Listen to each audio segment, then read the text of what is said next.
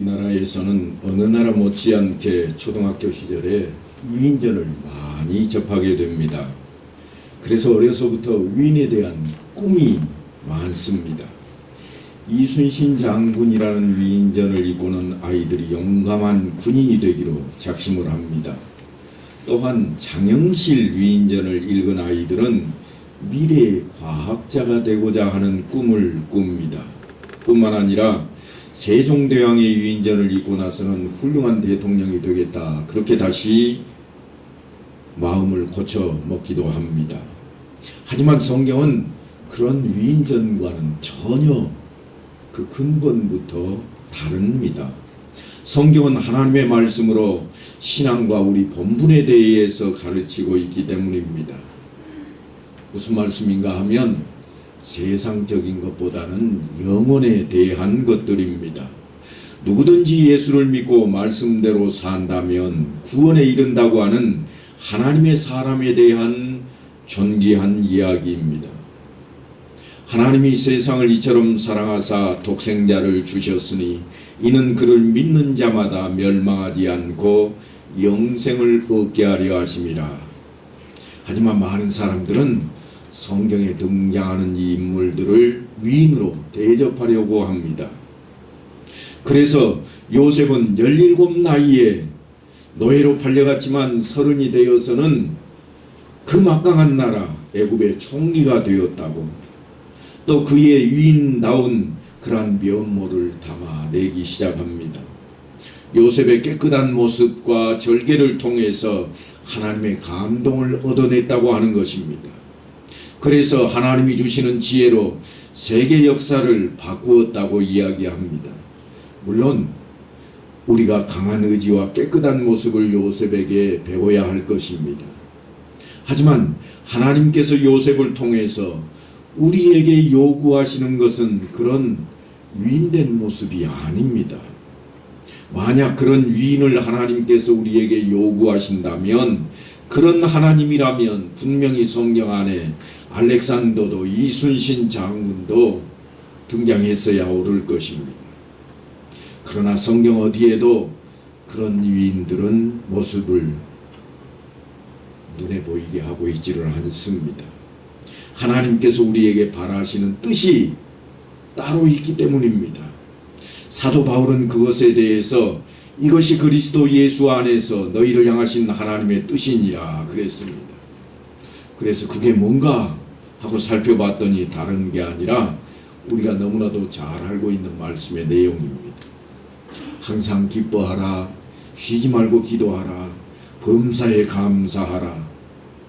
그런데 이 내용을 보니까 거기에는 어디에도 위인의 이야기가 하나도 없습니다. 오히려 영혼을 향한 경건에 대한 이야기뿐입니다. 이런 것들은 세상에서는 찾아볼 수 없는 것들입니다. 항상 기뻐한다고 장군이 된다거나 쉬지 않고 기도했다고 우주선을 만들어내는 그런 경우가 없습니다. 모든 일에 감사한다고 지도자가 되는 경우도 없습니다. 그러니까 하나님의 말씀인 성경을 땅의 것을 가지고 들여다보면 결코 얻을 것이 없다고 하는 것입니다. 성경은 우리에게 영원한 것들을 보여줍니다. 사도 요한은 그 영원한 것이 무엇일지 궁금해하는 우리에게 이는 세상에 있는 모든 것이 육신의 정욕과 안목의 정욕과 이생의 자랑이니 다 아버지께로부터 온 것이 아니요 세상으로부터 온 것이라. 이 세상도 그 정욕도 지나가되 오직 하나님의 뜻을 행하는 자는 영원히 거하느니라 그랬습니다. 하나님의 뜻을 행하는 사람이 영원하다, 그런 말씀입니다. 하나님의 뜻을 행한다고 하는 것은 하나님의 말씀대로 사는 것을 이야기합니다. 하나님께서 너무나도 분명하게 말씀을 하고 계십니다. 하나님이 세상을 이처럼 사랑하사 독생자를 주셨으니 이는 그를 믿는 자마다 멸망하지 않고 영생을 얻게 하려 하심이라. 독생자인 예수 그리스도를 믿는 자마다 영생을 얻게 된다고 말씀하십니다. 그 영생이 어떻게 주어지는가 하면 그를 믿는 자는 심판을 받지 아니할 것이요 심판만 면하는 것이 아닙니다. 그를 믿는 자마다 영생을 얻게 하심이라. 그것이 하나님의 뜻입니다. 그런데 그걸로 끝나는 것이 결코 아닙니다. 천지는 없어질지언정 내 말은 없어지지 아니하리라. 하나님의 말씀은 영원하십니다. 결코 없어지지 않을 것입니다. 그렇게 없어질 수가 없습니다. 왜냐하면 예수 그리스도는 어제나 오늘이나 영원토록 동일하시니라. 예수님이 그런 분이시기 때문입니다. 하나님은 항상 동일하게 계십니다. 그러니까 하나님 뜻대로 사는 사람은 영원하신 예수 그리스도를 모시고 사는 사람일 것입니다. 성경에 보니까 우리가 이 보배를 질그릇에 가졌으니 그렇게 이야기했습니다. 사도 바울은 우리를 깨지기 쉬운 질그릇이라 그렇게 비유하고 있습니다. 대단해 보이지만 사실 사람은 누구를 막론하고 연약하기 쉽고 또한 위태롭기 쉬운 게 우리 인생의 모습입니다. 그러나 그 안에 보배를 담고 있으면 그 질그릇이 보배합이 된다고 이야기하고 있는 내용입니다. 유심히 살펴보십시다. 어느 날 한 사람이 시궁창에 빠져있던 질그릇을 하나 꺼냈습니다. 오물과 지저분했던 것들을 씻어놓고 보니까 아주 깔끔해졌습니다. 그릇이 깔끔해지자 그 사람은 그 안에다가 자기가 가지고 있던 보석을 넣어 놓았습니다. 그러자 그 안에 담겨있는 보석이 제 빛을 발합니다. 반짝반짝 빛이 나기 시작했습니다. 그 보석만 빛나는 것이 아니라 보석을 담고 있는 질그릇도 달라 보입니다. 시궁창에 빠져 있었던 게 저런 것인가 싶을 정도로 달라 보였습니다. 아주 아름답게 보입니다. 지금까지는 시궁창에 빠져서 그 질그릇은 할 일이 없었습니다. 그러나 이제는 보석을 담고 있습니다. 그러니까 깨끗해져야 되고 보석이 잘 드러나게 해야만 합니다. 지금까지 죽어 있었다고 한다면 이제부터는 살아난 모습입니다. 지금까지 하는 일이 전혀 없는 시궁창 속에 박혀있는 그러한 질그릇이었는데 이제는 깨끗하게 되어서 보석을 담고 있어야 되는 할 일이 생겼습니다. 지금 가나안 땅을 건너가기 위해서 모압 평지에 모여있는 이스라엘 백성들에게 모세가 이렇게 외칩니다. 우리가 오늘 여기에서는 각기 소견대로 하였거니와 너희가 거기에서는 그렇게 하지 말지니라. 거기가 어딘가 하면 하나님께서 통치하시는 땅이요. 그러니까 거기는 하나님의 나라입니다. 그래서 우리는 요즘도 하나님의 나라를 표현할 때 뭐라고 그러는가 하면 요단강 건너가 그런 말을 사용합니다.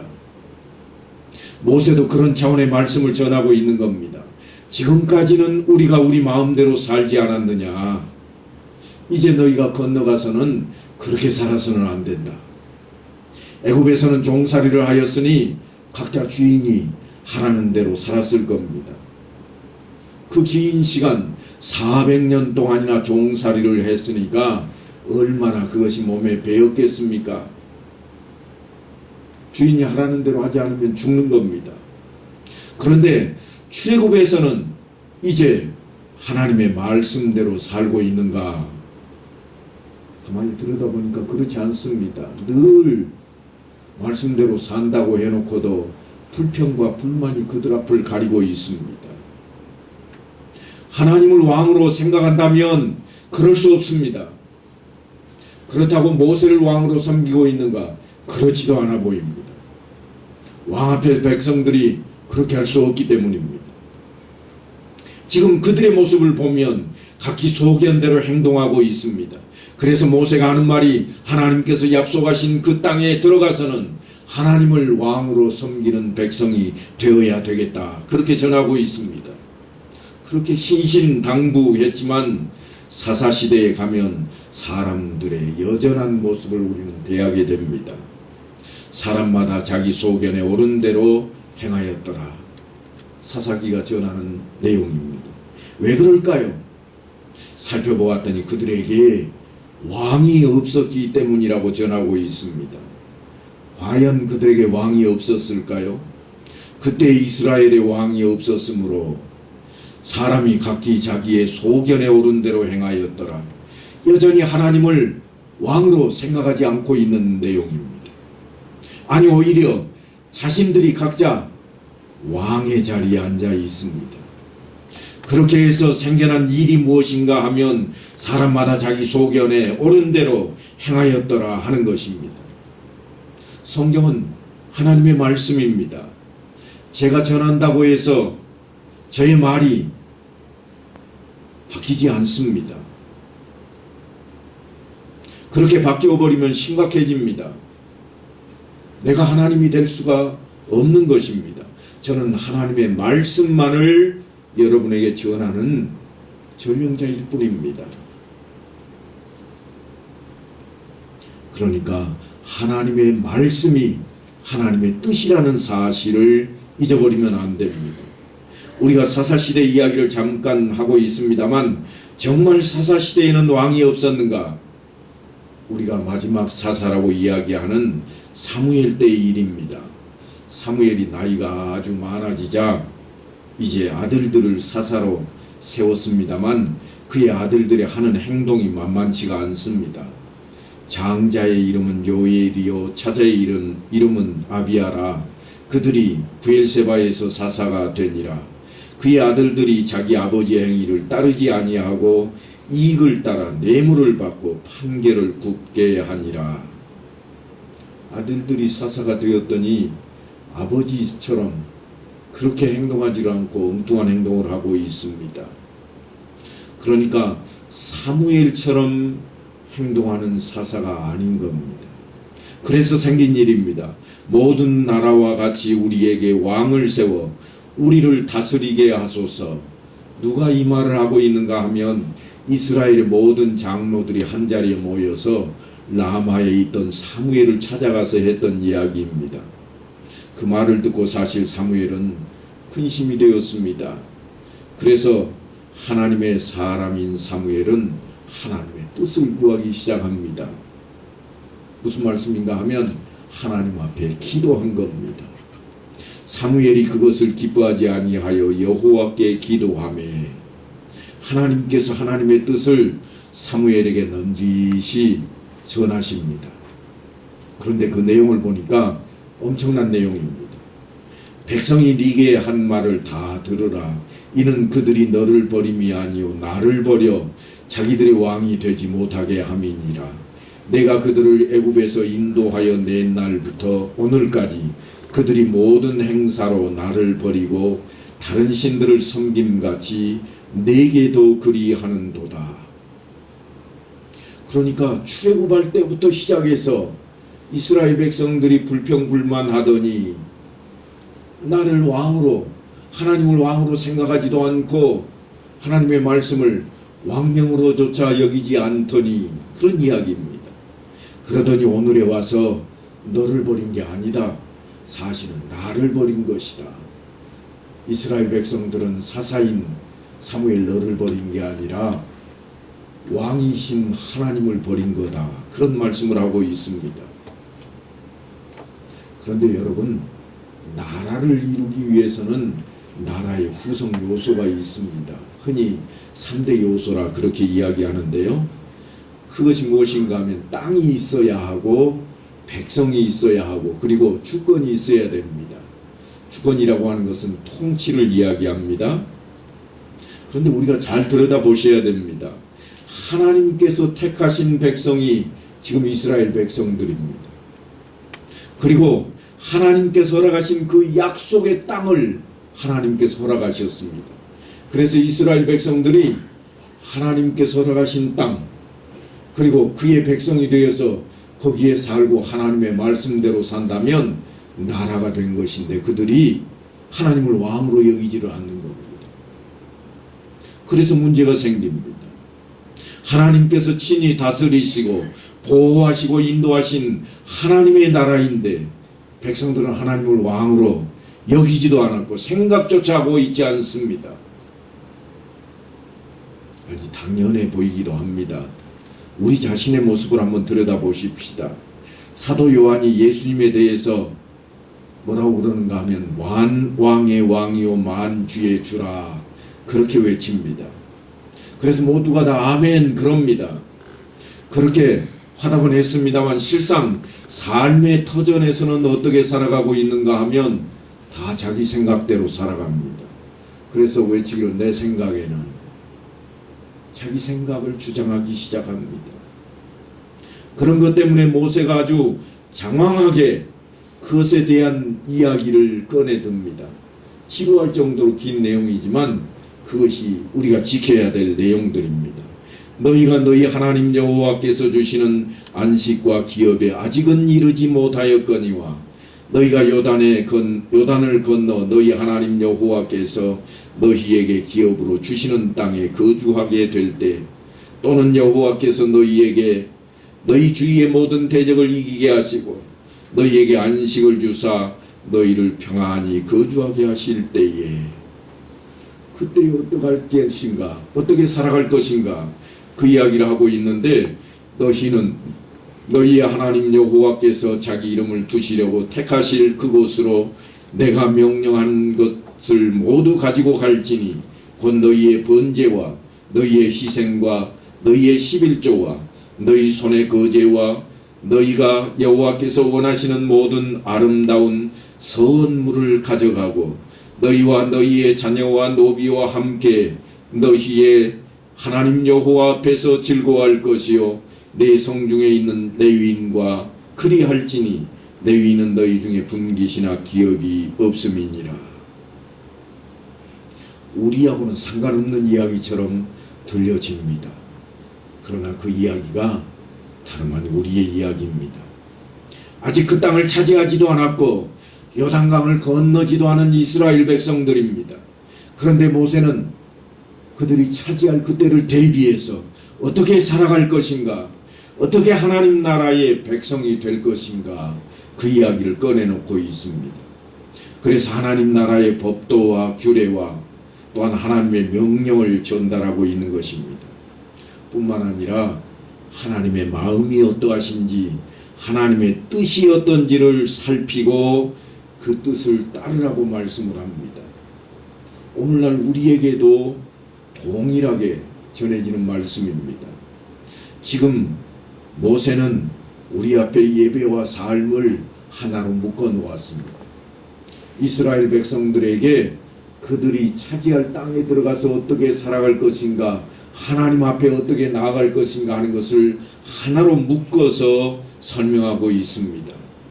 대적을 이기게 하셔서 그들을 안전하게 보호하실 것을 약속하시는 하나님 앞에, 그래서 안식을 얻게 하시고 평안의 복을 주실 그 하나님 앞에 어떤 삶을 살아갈 것인가, 이런 삶을 사는 가운데 하나님 앞에 보이라 하는 내용이 조금 전에 살폈던 내용입니다.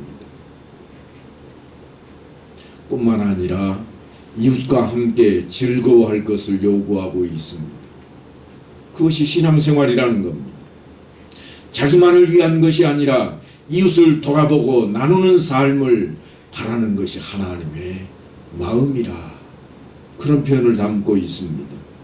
그러니까 우리가 사는 이 땅에서의 삶이 나만 잘 되면 된다는 생각, 우리 집만 잘 되면 된다는 생각이 아니라 나 말고 이웃도 잘 되어야 되고 우리 이웃, 아니 온 동네가 평안해져야 되겠다고 그 모습을 우리로 드러내는 삶을 살아가라고 하는 것입니다.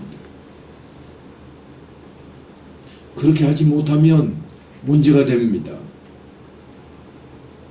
지금까지는 내 생각대로 내 뜻대로 살아왔다면 이제는 하나님의 자녀로서 하나님의 뜻대로 살아가라고 하는 것이 모세가 전하는 하나님의 명령입니다. 순종할 것인가 말 것인가 망설여서 될 일이 아닙니다. 사도 바울은 우리에게 이렇게 전합니다. 너희 자신을 종으로 내주어 누구에게 순종하든지 그 순종함을 받는 자의 종이 되는 줄을 너희가 알지 못하느냐. 혹은 죄의 종으로 사망에 이르고 혹은 순종의 종으로 의에 이르느니라. 누구의 종이냐? 지금 그 이야기입니다. 아직도 죄의 종으로 있느냐? 아니면 하나님의 종이 되어 있느냐? 죄의 종이라면 사망이 그 끝일 것입니다. 그러나 하나님의 종이라면 영원한 생명이 기다리고 있다고 하는 것입니다. 그러니까 하나님의 말씀에 순종하는 것이 다름 아닌 영생으로 달려갈 길이라고, 그렇게 사도 바울은 순종하지 아니하는 것은 죄라고까지 못을 박아버리고 있습니다. 왜 그러는가 하면 우리의 신분 때문입니다. 늘 말씀드리지만 우리는 이미 하나님의 자녀들입니다. 예수 그리스도를 믿음으로 말미암아 영혼을 소유한 하나님의 백성이 되었습니다. 그의 나라가 되었습니다.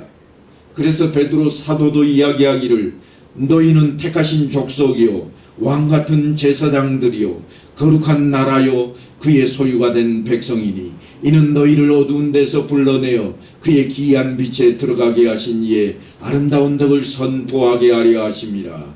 그렇게 우리 신분에 대해서 증언을 하고 있습니다. 그러니까 모세 앞에 있는 이스라엘 백성들에게 모세가 너희를 택했지 않느냐, 하나님께서. 그냥 너희 스스로가 아니라 하나님께서 택하신 너희라. 너희는 하나님 앞에 왕같은 제사장처럼 제사를 드려야 할 자들이라. 너희는 구별된 나라라. 그래서 너희가 하나님의 백성이 되었다고 외치고 있는 것을 지금 베드로 사도가 우리 앞에 다시 풀고 해석해서 설명을 해주고 있는 내용입니다. 흔히 신분이 사람을 만든다고 그럽니다. 자리가 사람을 만든다, 그런 이야기도 있습니다. 하지만요, 그냥 되는 법은 없습니다. 자리가 사람을 만들고 신분이 사람을 만드는 데에는 훈련이 반드시 필요합니다. 훈련 없이 되어지는 경우는 없습니다. 훈련 없이는 우리가 결코 경건한 자리에 이를 수가 없습니다. 순종이란 바로 말씀을 듣고 그대로 따르는 것을 말합니다. 따른다고 하는 것은 가만히 있는 것을 말하고 있지 않습니다. 행동하는 것입니다. 망령되고 허탄한 신화를 버리고 경건에 이르도록 내 자신을 연단하라. 육체의 연단은 약간의 유익이 있으나 경건은 범사에 유익하니 금생과 내생의 약속이 있느니라. 지금 이스라엘 백성들은 40년이라고 하는 어마어마한 긴 세월 동안 훈련을 했습니다. 어떤 훈련을 했는가 하면 오직 하나님 말씀대로 살겠다고 하는 훈련이었습니다. 어떻게 그게 이루어졌는가 하면 구름이 떠오르면 그들은 진보다리를 쌓고 그래서 이동을 하기 시작했고, 구름이 머물면 그 자리에 장막을 치고 머물기 시작했습니다. 구름이 머무는 기간 동안이면 하루가 되었던 이틀이 되었던 한 달이 되었던 그들은 그곳에 머물러야 됐습니다. 왜냐하면 하나님의 말씀이니까. 떠날 수도 있었을 것입니다. 그러나 떠나서는 살 수 없는 곳입니다. 광야가 어떤 땅입니까? 풀이 자라지 않고 나무가 없고 물이 없는 곳입니다. 그래서 늘 그들이 모세를 따라다니면서도 물 달라고 아우성치고 살게 해달라고, 아니 우리는 되돌아가 버리겠다고 협박까지 했던 내용들이 등장을 하는 겁니다. 그들은 하나님의 말씀대로 움직이고 하나님의 말씀에 따라 멈추었습니다. 곁눈질할 거리조차 없는 그런 곳이었습니다.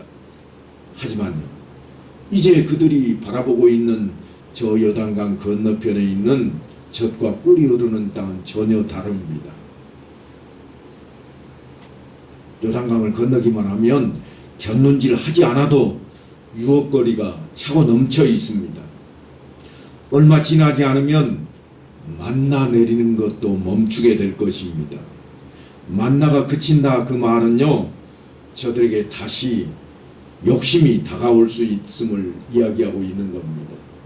지금까지는 일용할 양식 이외에는 더 이상 필요하지 않았습니다. 안식일 이외에는 더 많이 거둔 것도 다 썩어버렸으니까요. 썩는 냄새가 진동하니 누가 더 거두어 드리려고 하겠습니까? 필요한 만큼만 거두어 드렸습니다. 욕심이 등장할 여력이 없었습니다. 하지만 요단강을 건너고 나면 환경이 바뀌어버립니다. 성경은 이렇게 전합니다. 그 땅의 소산물을 먹은 다음 날에 만나가 그쳤으니 이스라엘 사람들이 다시는 만나를 얻지 못하였고 그 해에 가나안 땅의 소출을 먹었더라. 그러니까 이제부터가 문제입니다. 더 이상 구름 기둥과 불 기둥도 보이지 않을 겁니다. 지금까지는 성막에서 구름이 떠오르면 행동했습니다. 하지만 이제는 다릅니다. 너희는 레위 사람 제사장들이 너희 하나님 여호와의 언약궤 매는 것을 보거든 너희가 있는 곳을 떠나 그 뒤를 따르라. 그러나 너희와 그 사이 거리가 2000 규빗쯤 되게 하고 그것에 가까이 하지는 말라. 그리하면 너희가 행할 길을 알리니 너희가 이전에 이 길을 지나보지 못하였음이니라. 전에는 구름만 쳐다보면 되었습니다. 하늘바라기가 되었습니다. 어떻게 할까요? 말씀대로 따르면 되었습니다. 그런데 이제는 말씀대로 따르면 여전히 될 것인데도 불구하고 눈에 다른 것들이 보이기 시작합니다. 눈요깃거리가 생겨버렸습니다. 그래서 이제 모세가 그렇게 달라질 것들을 예견하고 있기에 더욱 간절한 마음을 담아서 백성들을 가르치고 있는 것입니다. 사실은 지금이 복습 기간입니다. 이미 그들은 시내산 앞에서 1년 동안 공부를 했고 40년 동안 배운 것을 실습을 했습니다. 그리고 이제는 실제로 그들이 살아가야 할 땅이 눈앞에 다가온 것입니다. 이제는 바라다 보이는 적과 꿀이 흐르는 땅, 그 가나안으로 가기 위해서 요단강을 건너야 됩니다. 그래서 모세가 다시 한번 백성들에게 이렇게 외치는 겁니다. 여호와께서 내게 주셔서 차지하게 하신 땅에서 너희가 평생에 지켜 행할 규례와 법도는 이러하니라. 반드시 지켜야 할 도리를 이야기하고 있는 것입니다. 그것들이 다름 아닌 계명이었고 또한 율례였습니다. 쉽게 표현하자면 하나님의 말씀입니다. 그래서 그 말씀만 붙들고 살아가면 되는 땅이 저들 앞에 펼쳐져 있습니다. 후일 사도 바울은 동일한 세상을 살아가는 우리를 향해서 이렇게 외칩니다. 너희가 먹든지 마시든지 무엇을 하든지 다 하나님의 영광을 위하여 하라. 그러니까 하나님 말씀처럼 하나님 뜻대로 살아가라고 하는 것입니다. 말씀대로 살겠습니다. 외치기만 해가지고는 안 되겠다고 하는 것입니다. 행동으로 보이고 또한 행동 가지고 모자랄 때는 다짐까지 해가면서 새롭게 우리가 나아가야만 할 것입니다.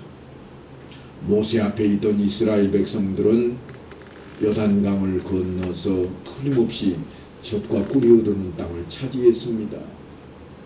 그러나 후일 성경은 그들이 말씀대로 살았다고 표현하고 있지를 않습니다. 얼마 가지 않아서 그들은 말씀을 떠나버리게 되었고 욕심이 그들의 마음을 차지해버렸고 그들은 결국 하나님을 떠나버리는 지경에까지 이르고 말았습니다. 사랑하는 성도 여러분, 우리가 믿고 따르는 예수 그리스도를 통해서 우리는 구원을 받았고 영생을 선물로 받았다고 외치고 있습니다. 그렇다면 우리의 신분은 이제 하나님의 자녀입니다. 그러니까 하나님의 자녀답게 내가 사는 삶의 터전에서 내 이웃들과 또한 함께하는 그 누구가 보아도 저 사람은 예수 믿는 사람이야. 그런 모습으로 살아야 되겠습니다. 그것이 지금 모세가 자기 후대들을 바라보며 외치면서 마음속에 담고 있는 내용이듯이 오늘날 주님께서 우리에게 요구하시고 계시는 뜻입니다. 하나님의 뜻, 우리를 향하신 하나님의 뜻이 무엇인가 깊이 살피고 온전히 삶의 터전을 향해 나아가는 여러분 되시기를 간절히 축원합니다.